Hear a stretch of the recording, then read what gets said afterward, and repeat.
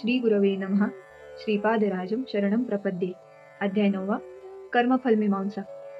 आज गुरुवार आहे. सकाळी सूर्योदयासमयी गुरुचा होरा चालू आहे. मी व तिरुमलदास एका खोलीमध्ये ध्यानस्थ बसलो होतो.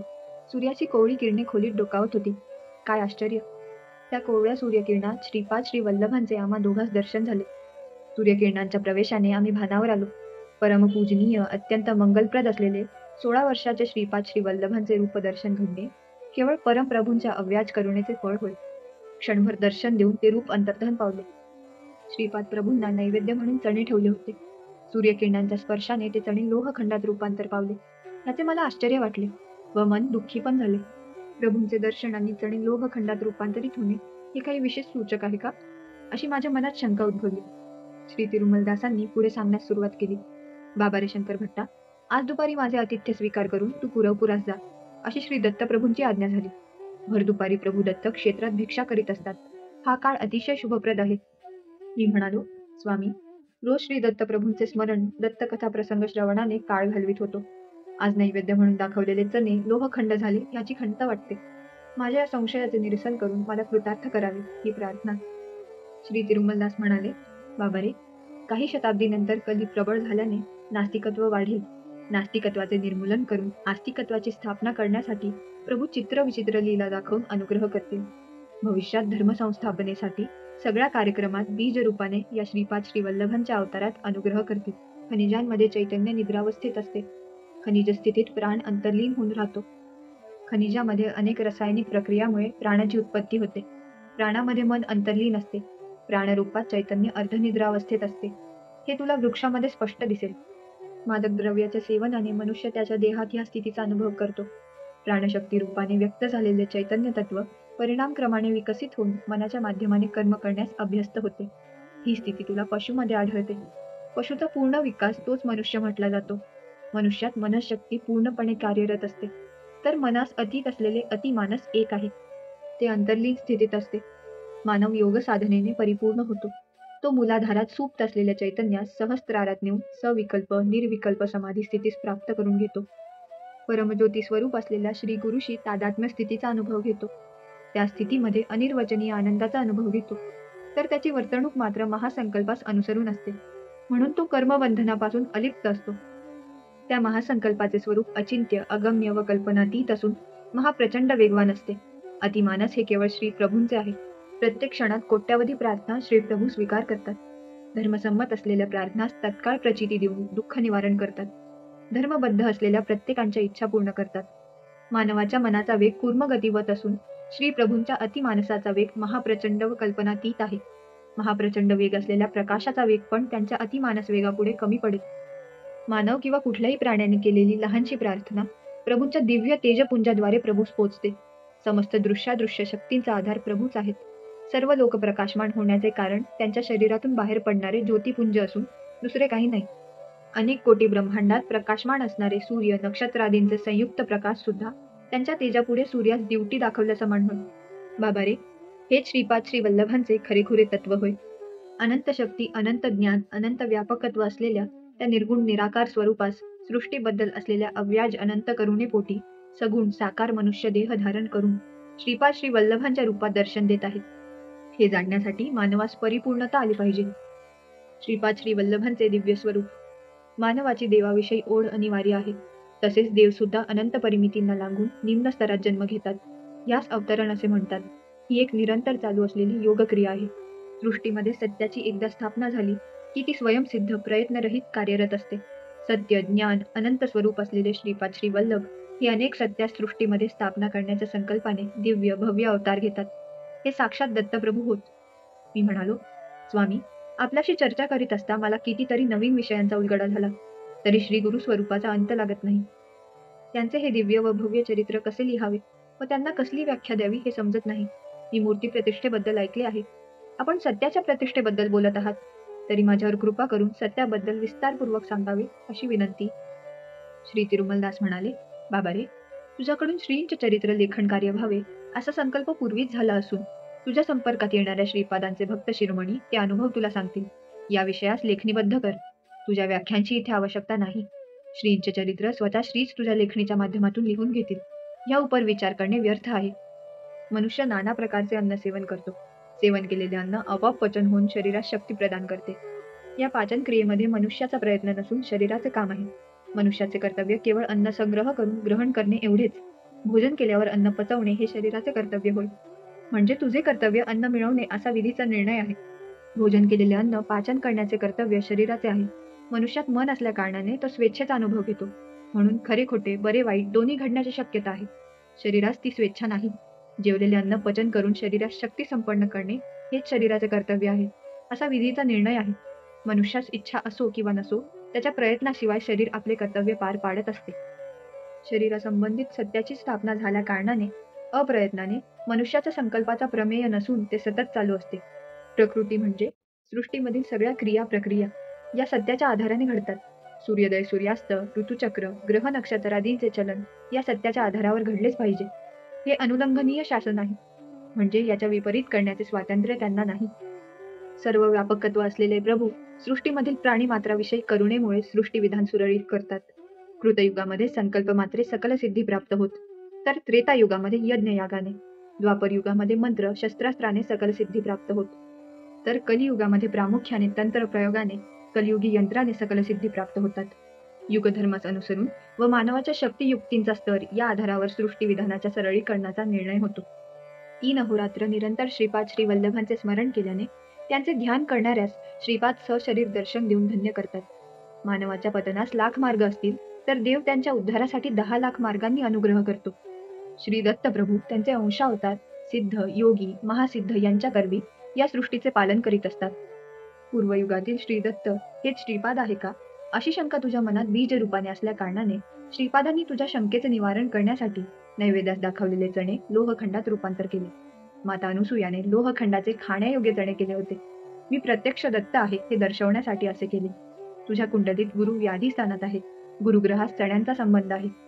गुरुग्रहामुळे तुझ्यावर येणाऱ्या विपत्ती बीज रूपाने असून त्या अंकुरित न होण्यासाठी चण्यांचे लोहखंडात परिवर्तन करून तुझ्या निदर्शनास आणले. श्रीपादांच्या दिव्य मानस चक्षूंनी अवलोकन न केलेली कुठलीही वस्तू या सृष्टीत उत्पन्न होत नाही. तसेच त्यांच्या दिव्य दृष्टीस आल्याशिवाय कुठलाही प्राणी या सृष्टीत जन्म घेत नाही. हे परमसत्य आहे. सत्य वस्तू संबंधित ज्ञान सुप्रतिष्ठित असल्या कारणाने त्या ज्ञानाची प्राप्ती झालेले या लोकातून अंतर्धान झाले तरी नाश नाही. त्या ज्ञानास प्राप्त करण्यायोग्य मानव या सृष्टीमध्ये जन्म घेतल्यावर ते ज्ञान आपोआप त्यास होते. दैवशक्ती, चिरंजीव मुनी, अवतारी पुरुष हे सगळे अविनाशी तत्वांचे अंश आहेत. मानव विनाशी तत्वाचे अंश आहेत. अविनाशी तत्वांचे ज्ञान, स्थिती, गती, शक्ती एका विशिष्ट प्रकारे असले पाहिजे असा नियम नाही. ते स्वेच्छा तत्व आहे, परिपूर्ण आहे. ते अत्यंत प्राचीन व नित्य नूतन आहे. कारण नसलेले कार्य होणे असंभव आहे. सर्व कारणास व सर्व कार्यास एकमेव असे तत्व आधार आहे. ते अतीत व अगम्य आहे. त्यालाच दत्त तत्व असे म्हणतात. त्या दत्तप्रभूंनी या कलियुगात आपल्या संपूर्ण कलांनी परिपूर्ण प्रथम श्रीपाद श्री वल्लभांचा अवतार या पीठिकापुरात घेतला.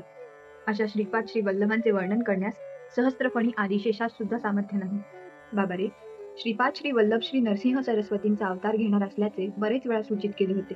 हिरण्यकश्यपाने विचित्र असा वर प्राप्त केल्यावर आता त्याचा मृत्यू असंभव आहे असे वाटत होते. दिलेल्या वरदानाविरुद्ध न जाता कल्पनातीत अशा विधानाने श्री नरसिंह भगवानांनी हिरण्यकश्यपाचा वध करून परमभक्त असलेल्या प्रल्हादाचे रक्षण केले. प्रभू स्तंभामध्ये विराजमान आहेत असा प्रल्हादाने निर्धार केला. प्रभू स्तंभातून प्रगटले. देव आहे किंवा नाही असा संशय या कलियुगात बहुतेकांच्या मनात येतो. कलियुगातील हिरण्यकश्यपांचा मद नाश करून प्रल्हादासारख्या भक्तांचे रक्षण करण्यासाठी श्री दत्तप्रभूंचा श्री नरसिंह सरस्वती अवतार होणार आहे.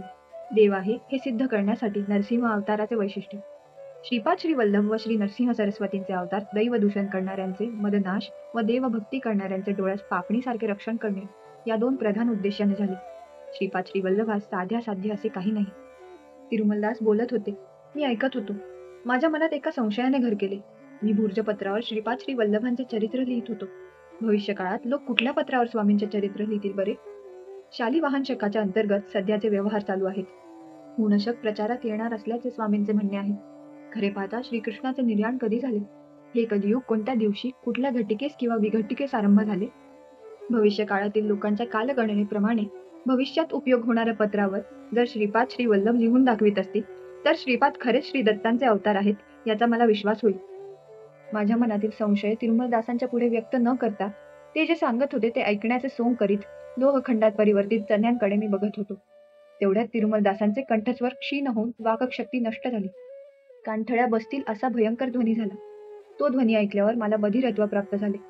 एका क्षणात मला बधिरत्व व तिरुमलदासांना मुकत्व प्राप्त झाले. तिरुमलदास बोलण्याचा प्रयत्न करीत होते, पण त्यांच्या मुखातून शब्द निघत नव्हते. मी ऐकण्याचा प्रयत्न केला तरी मला काहीच ऐकू येत नव्हते. मनात सारखा एकच विचार होता. नको ते संशय मनात आले व परिणाम बधिरत्वाची प्राप्ती. आयुष्यभर आता बधीर म्हणून असावे का? काय माझे नशीब, मी काय करू?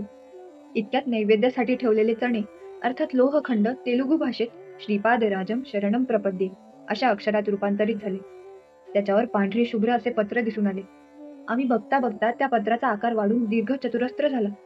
भुर्जपत्रापेक्षा अतिशय पातळ, स्पर्शास मृदू वाटत होते. त्यावर काळ्या रंगाचे सुंदर अक्षर उमटले. तेलगू लिपीत त्यावर असे लिहिले होते: श्रीकृष्णाचे निर्याण ख्रिस्तपूर्वी 3102 साली फेब्रुवारी 18 तारखेस रात्री 2:27:30 झाले. प्रमादी नाम संवत्सर चैत्र शुद्ध प्रतिपदा शुक्रवार अश्विनी नक्षत्र श्रीकृष्ण निर्याणानंतर कलियुगाचा प्रवेश झाला. हे विचित्र पाहिल्यावर माझ्या अंगास दरदरून घाम फुटला. अतिस्वेदनाने शरीर शक्तिहीन झाले. शरीर कंपायमान झाले. श्रीपाद श्रीवल्लभ अदृश्य रूपाने येथेच आहे असा मनाचा निश्चय झाला.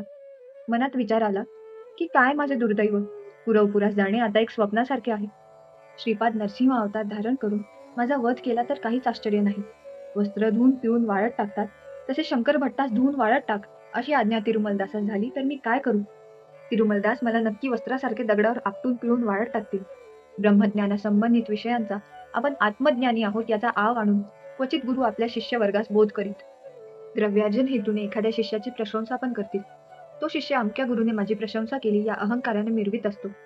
गुरु शिष्य दोघेही दोषाचे भागीदार होत.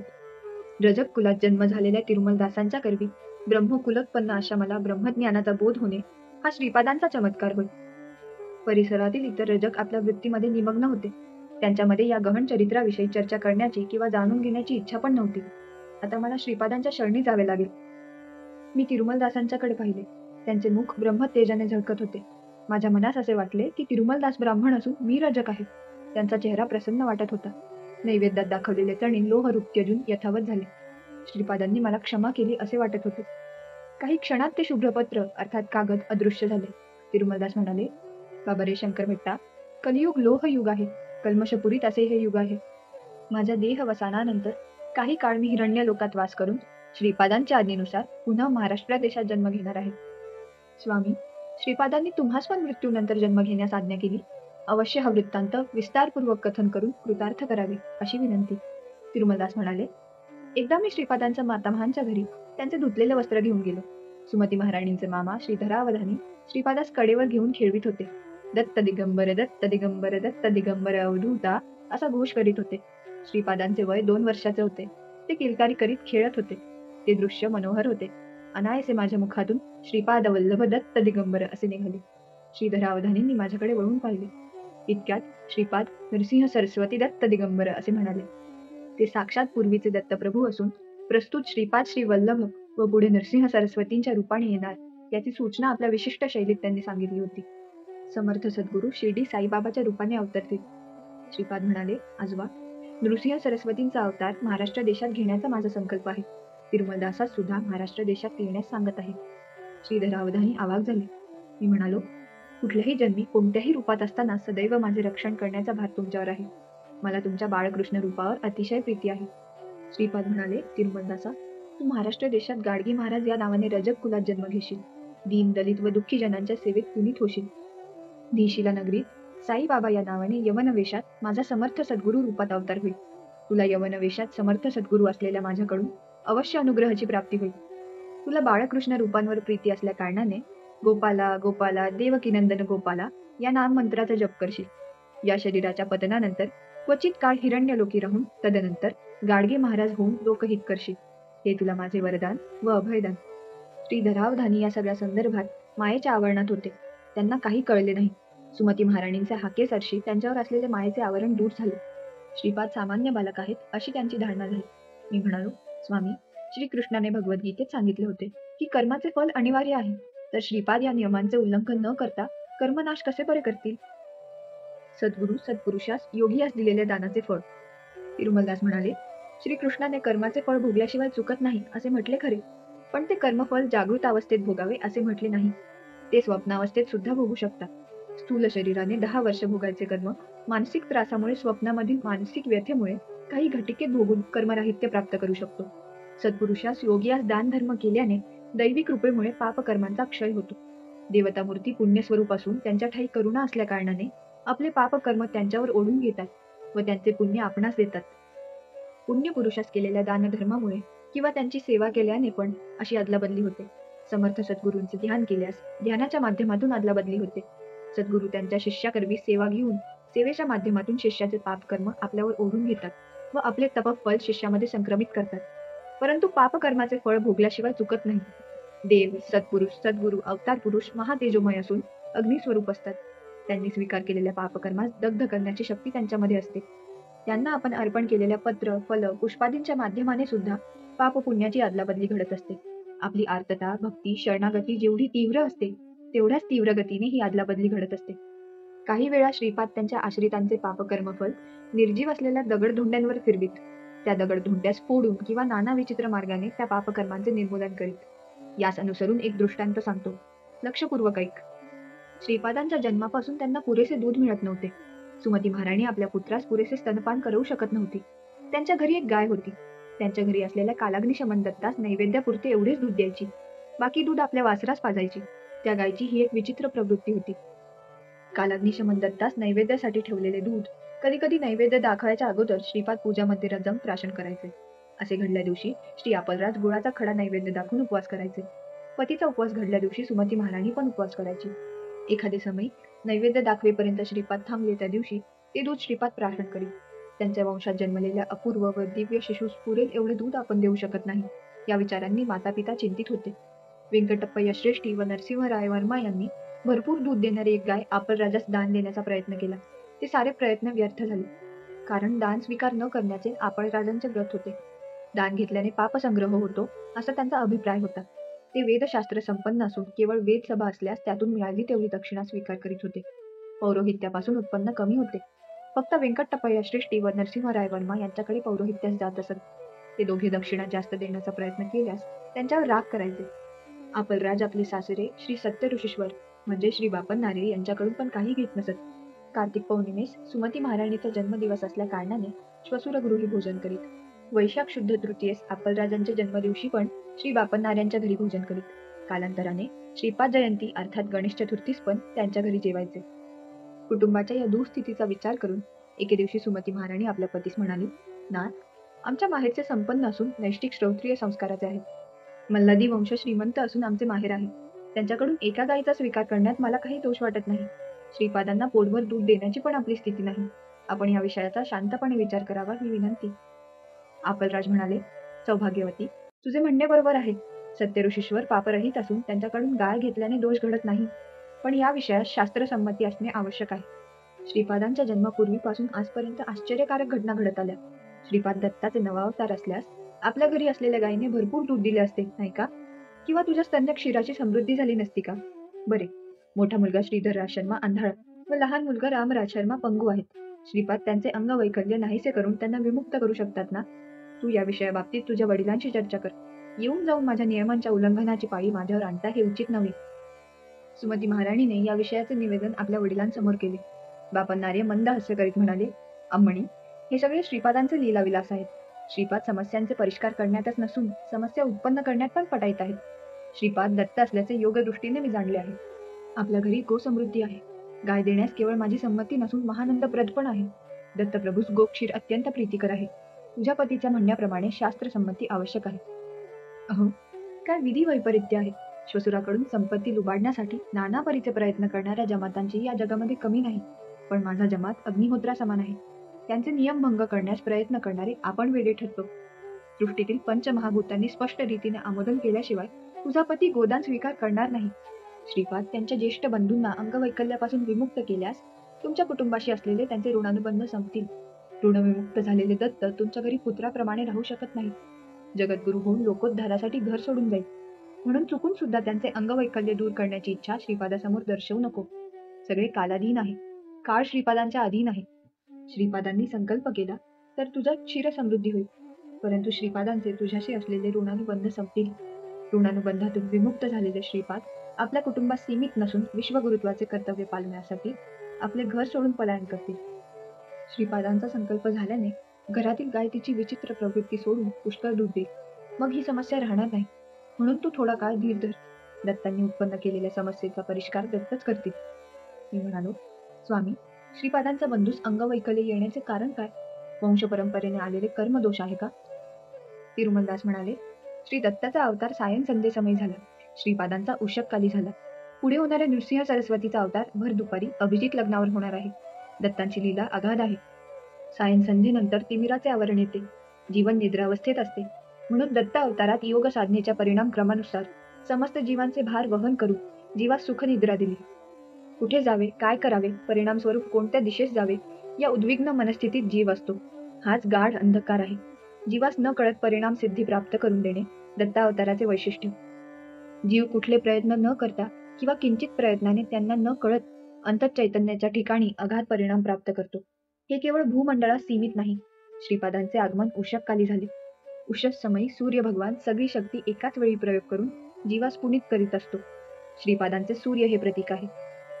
जीवातील विविध शक्ती जागृत होऊन नाट्य करीत वैविध्याने परिणाम स्थिती प्राप्त करण्याचे हे प्रतीक आहे.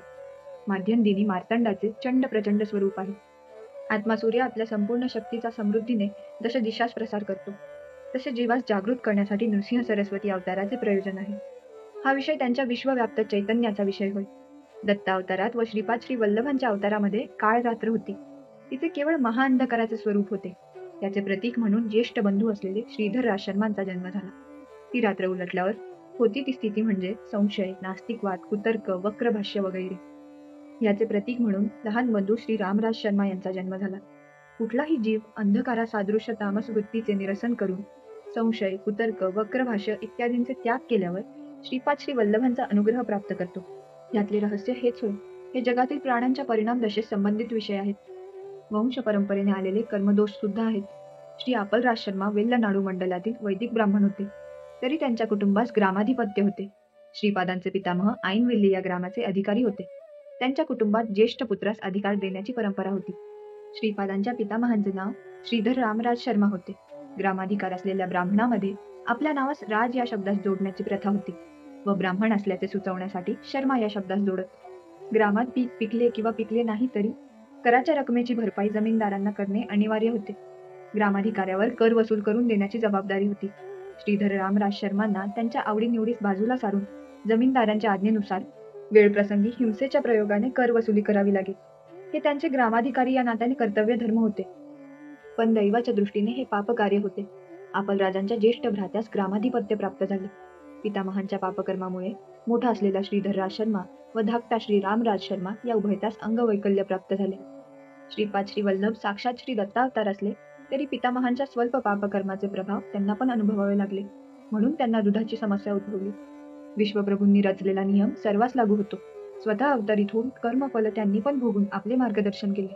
श्री व्यंकटप्पया श्रेष्ठी व श्री वत्सवाई नरसिंह वर्मा श्रीपादास आपल्या पौत्राप्रमाणे मानित.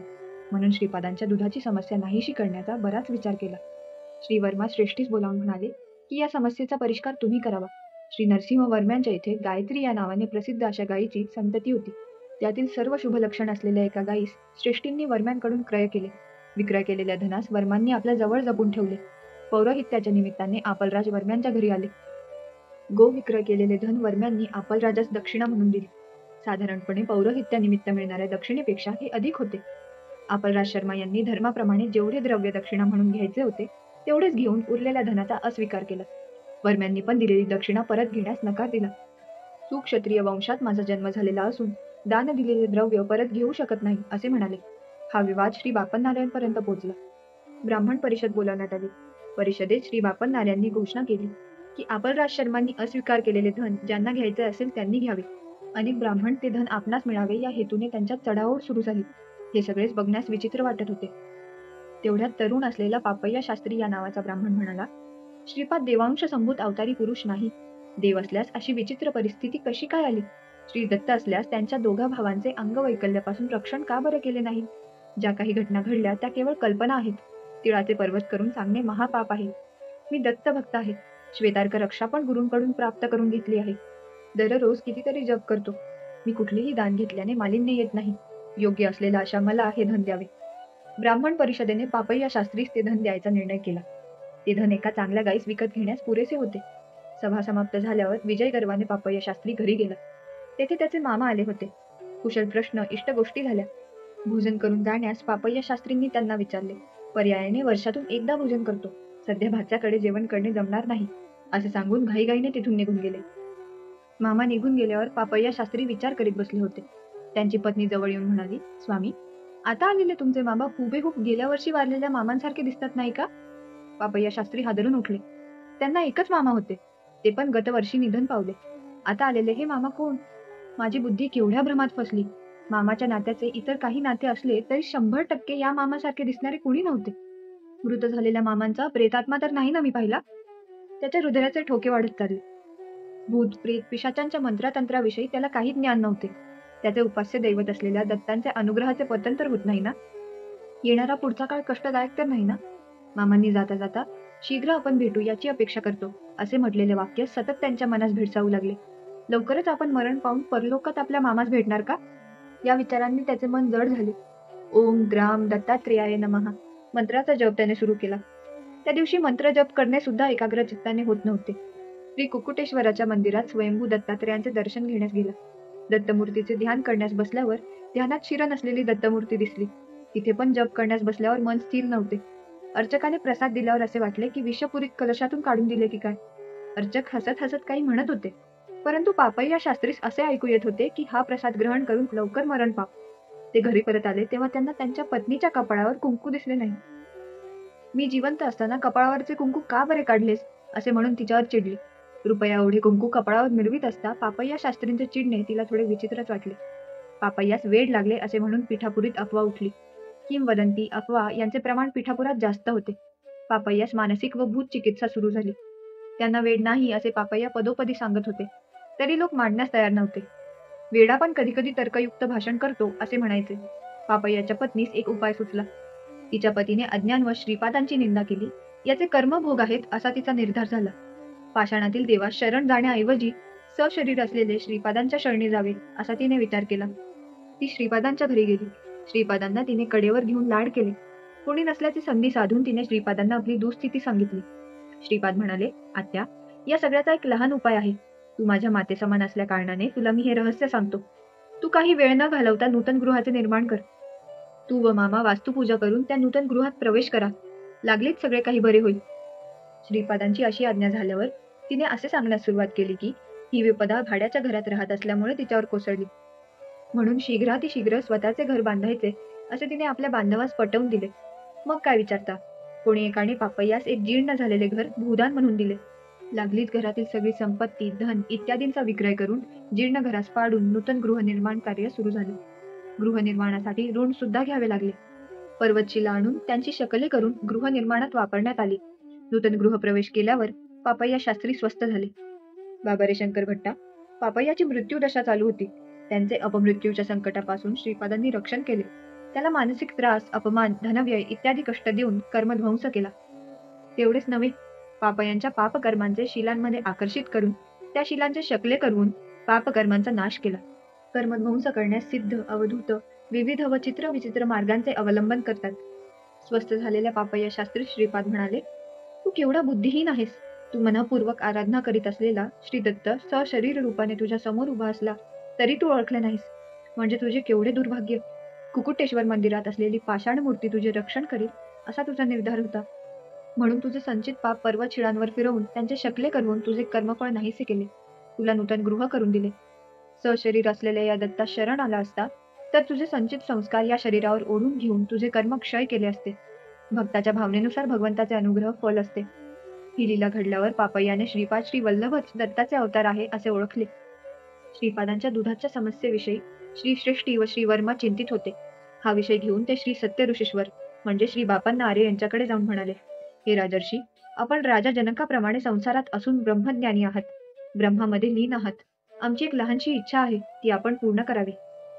श्री बापन आर्य म्हणाले, इच्छा व्यक्त केल्याशिवाय कसे बरे वचन देऊ. निसंकोच तुम्ही मला तुमची इच्छा सांगा. तुमची इच्छा धर्मबद्ध असल्यास निश्चित पूर्ण करेन. श्री श्रेष्ठी म्हणाले, मी श्री वर्म्यांकडून गायत्री नावाच्या गायीच्या संततीमधली एक शुभ लक्षणांनी युक्त अशी गाय विकत घेतली. आमचे कुलपुरोहित असलेले श्री आपलराज शर्मा यास ती गाय देण्याचा विचार केला होता. त्या गायीचे क्षीर श्रीपादांच्या सेवेत उपयोगी यावे, याशिवाय आमची दुसरी इच्छा नाही. श्री श्रेष्ठींचे म्हणणे झाल्यावर श्री बापन्नारे म्हणाले, बरे बरे, तुम्ही असे करा, ती गाय माझ्या गोठ्यात आणून बांधा. मी ती गाय आपलराजास देण्याचा प्रयत्न करतो.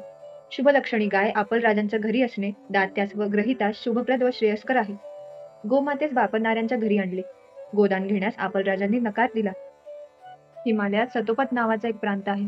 त्या प्रांतातून युधिष्ठिरादींनी स्वर्गारोहण केले. तेथे श्री सच्चिदानंद अवधूत नावाचे महात्मा होते. त्यांचे वय काही शताब्दींच्या पेक्षा जास्त होते. ते कैवल्य शृंगी येथे असलेले श्री विश्वेश्वर प्रभूंचे शिष्य होते. श्री विश्वेश्वर प्रभू स्वतः पीठिकापुरी श्रीपाद श्री वल्लभ रूपाने असून त्यांचे बाल्य रूपाचे दर्शन घेऊन कृतार्थ व्हावे असा आदेश श्री सच्चिदानंदास झाला. श्री सच्चिदानंद अवधूत पीठिकापुरास आले. श्री बापन्नार्यांनी त्यांचे आदराने स्वागत केले. त्यांच्या पुढे श्रीपादांच्या दुधाची समस्या आली. तेव्हा त्यांनी ठामपणे सांगितले की आपलराज शर्मांनी गोदान घेतले पाहिजे. श्रीपाद श्री वल्लभ साक्षात दत्त प्रभू असून व्यर्थ असलेल्या नियमांच्या बंधनात पडून गोक्षीर अर्पण करण्याचे महत् भाग्य आपल्या हातून दवडू नये असे ठासून सांगितले. ब्राह्मण परिषदेने श्रीपाद श्री वल्लभ श्री दत्त असल्याचा पुरावा मागितला. पंचमहाभूतांचे साक्ष तुम्हाला देतो असे अवधूतांनी सांगितले. श्रीपाद हे श्री दत्त असल्याचे पंचमहाभूतांची साक्ष. यज्ञारंभ होता क्षणी भूमातेने साक्ष दिली. श्रीपाद श्री दत्त असल्या कारणाने आपलराज शर्मा यांनी गोदान स्वीकार करावे. शिवसुरांपासून जामातास प्रीतीपूर्वक दिलेले दान होत नाही, म्हणून सत्य ऋषीश्वरांनी श्री श्रेष्ठींकडून दान घ्यावे व भेट वस्तू म्हणून जामातास द्यावे, हे भूमातेचे वचन होते. यज्ञारंभ झाल्यावर यज्ञस्थळ सोडल्यास इतर स्थळी पाऊस पडत होता, ही दुसरी साक्ष. यज्ञातील हवीरभाव स्वीकारण्यास स्वतः अग्निदेव आले व गोदान घेतल्याने दोष नाही असे सांगितले, ही तिसरी साक्ष. यज्ञ मंडपाव्यतिरिक्त इतर स्थळी वायुदेवाने आपला प्रताप दाखवला, ही चौथी साक्ष. आकाशातून दिव्य वाणी झाली की श्रीपाद साक्षात श्री दत्त आहेत, ही पाचवी साक्ष. असे पंचमहाभूत साक्षी झाल्यावर आपलराजांनी गोदानाचा स्वीकार केला. गोदानाचे फळ श्रेष्ठीच प्राप्त झाले. त्या कारणाने गायीच्या विक्रीची किंमत नरसिंह वर्माने आपलराज शर्मा यास देण्याचा निर्णय झाला. अशा प्रकारे अवधूतांच्या सानिध्यात श्रेष्ठी व वर्म्यास अपूर्व अशा पुण्याचा लाभ झाला. भविष्य काळात कोकनद अर्थात काकीनाडा या नावाने वायसपूर अग्रहार प्रसिद्ध होईल. श्यामलांबापूर म्हणजे सामर्लकोटा श्री पीठिकापूर एकत्र होऊन महानगराचे स्वरूप धारण करील. जगातील सगळ्या देशांचे, सगळ्या धर्मांचे किंवा पंथांचे लोक कुठल्या तरी जन्मी एके दिवशी पीठिकापुरी येतील व श्रीपादांचे दर्शन घेतील. श्रीपादांचे चरित्र संस्कृत भाषेत लिहिले जाईल. श्रीपाद श्री वल्लभ चरित्रामृत हा ग्रंथ श्रीपादांच्या आशीर्वादाने प्रसिद्ध होईल. भुर्जपत्रात लिहिलेले ग्रंथ श्रीपादांच्या संकल्पाने अदृश्य रूपाने श्रीपादांच्या जन्मस्थानी 7 मनुष्यांच्या उंची इतके खोल निक्षिप्त राहतील.